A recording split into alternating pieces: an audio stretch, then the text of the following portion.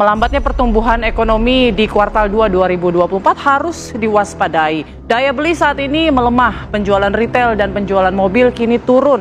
Tabungan kelas menengah terkikis dan sejumlah indikator lainnya bisa menjadi lampu merah bahwa ekonomi Indonesia saat ini sedang tidak baik-baik saja. Pemirsa, hampir semua indikator penting ekonomi yang menjadi petunjuk greget konsumsi masyarakat mengisyaratkan pelemahan.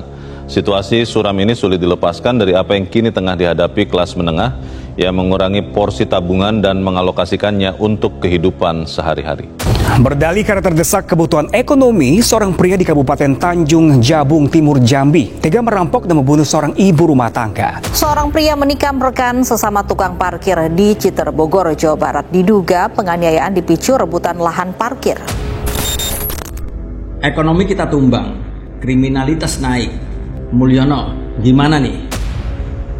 Halo Sobat RJ, kali ini kita akan bahas topik yang bikin hati ngenes, kepala geleng-geleng, dan pikiran gelisah. Ekonomi kita lagi ambruk nih sob. Masyarakat saat ini banyak yang mulai gelisah, serasa hidup makin susah. Makin banyak dari masyarakat yang saat ini ngencengin ikat pinggangnya. Bahkan ada yang sudah nggak punya ikat pinggang lagi buat dikencengin. Nah, parahnya lagi, kriminalitas saat ini makin merajalela di mana-mana. Serem banget kan? Tapi tenang sob, kita bakal bedah pelan-pelan sambil diselingi senyum tipis-tipis buat menghindari stres berlebihan. Daya beli jeblok, semua jadi seret. Ngomong-ngomong soal ekonomi, kalian tahu nggak sih, indeks keyakinan konsumen atau IKK kita tuh makin hari makin turun. Udah mirip kayak balon bocor yang tadinya di level 126-an, sekarang sudah nyungsep di 125,2. Mungkin Mulyono mikir, masih 125-an, gak masalah. Padahal ini adalah alarm darurat. Orang-orang sekarang lebih milih nabung sedikit, konsumsi menurun. Tapi yang aneh, cicilan pinjaman malah naik. Artinya apa? Ya, akhirnya banyak dari masyarakat kita yang kepepet buat gali lobang tutup lobang. Dan gali lobang tutup lobang ini sudah seperti hobi yang bertaraf nasional. Coba bayangin, kalau buat makan saja susah, gimana mau mikir beli mobil coba, atau barang-barang mewah lainnya. Penjualan mobil anjlok sampai 21%. Ya nggak heran sih, siapa yang mau beli mobil coba? Kalau buat bayar pajak, makan, dan biaya sekolah anak-anak saja, masyarakat kita ngos-ngosan. Oh iya, ada satu lagi nih yang makin membuat kita sesak dada, yaitu deflasi. Bukan inflasi loh. Deflasi itu adalah sebuah indikasi ekonomi lemah. Deflasi ini sudah kayak sinyal bahwa daya beli masyarakat sudah jatuh dasar jurang. Dan 2 bulan terakhir secara berturut-turut kita mengalami deflasi. Dan ini bukannya kabar baik. Ini kayak bilang, lo nggak bisa belanja apa-apa karena duit lo habis buat bayar utang. Yang lucu, yang tragis sih, Mulyono dan tim ekonominya mungkin masih bisa berharap ini cuma badai sementara. Tapi kalau tidak ada tindakan konkret, bisa-bisa badai ini pun malah akan menjadi tsunami yang menghabisin kita semua. Dan kalau ekonomi lagi down, hukum alamnya sudah pasti, kriminalitas bakal naik. Masyarakat banyak yang mengeluh susah dapat kerja, lalu jadi nekat cari uang dengan cara sangat ilegal, dan kadang disertai dengan brutal. Data kriminalitas kita saat ini bikin bulu kuduk berdiri, mulai dari pencurian, perampokan, hingga pembunuhan sadis kayak mutilasi, makin meningkat. Makin serem gak sih? Contoh kecilnya aja, tukang parkir bisa saling bacok-bacokan cuma gara-gara rebutan lahan parkiran. Coba pikir, kalau parkir saja jadi rebutan, sebegitu brutalnya, gimana dengan hal-hal yang lebih besar? Bisa chaos kan kita? Dan gak heran juga kalau budaya korupsi masih jadi menu sehari-hari.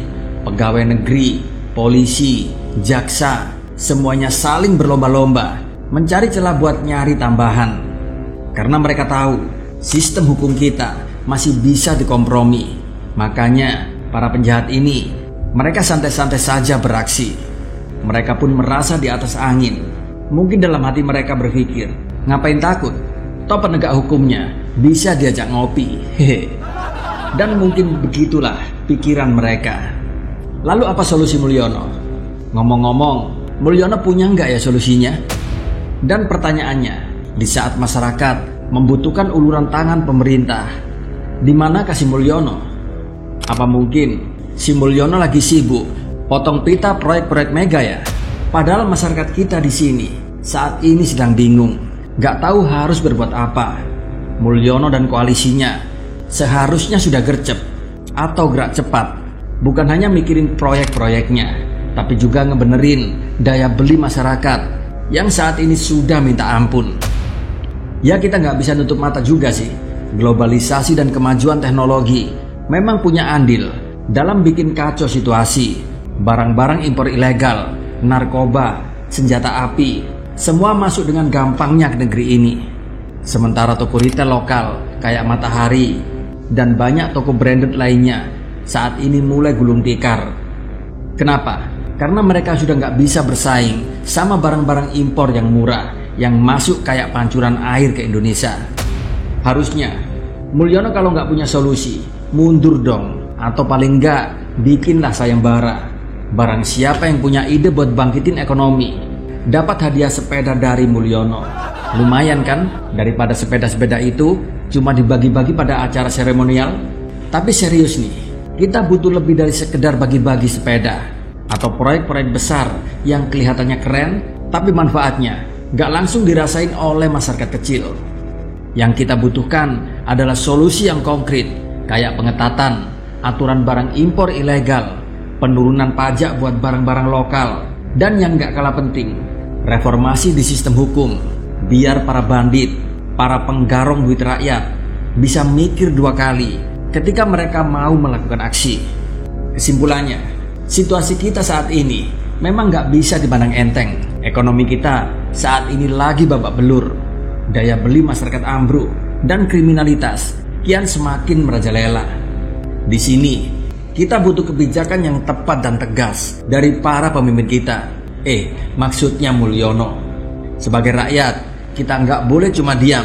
Kita harus terus bersuara, menuntut keadilan, dan yang terpenting, kita harus tetap saling membantu. Karena kalau bukan kita yang saling membantu sesama, siapa lagi coba? Karena kita bukan anak Mulyono yang bisa dengan mudah dicarikan kerja bapaknya. Buat kalian yang merasa gemes, jangan lupa untuk like, komen, dan subscribe video ini. Tetap semangat, tetap kritis, dan ingat ya, jangan terlalu berharap sama Mulyono. Salam dari rakyat jelata.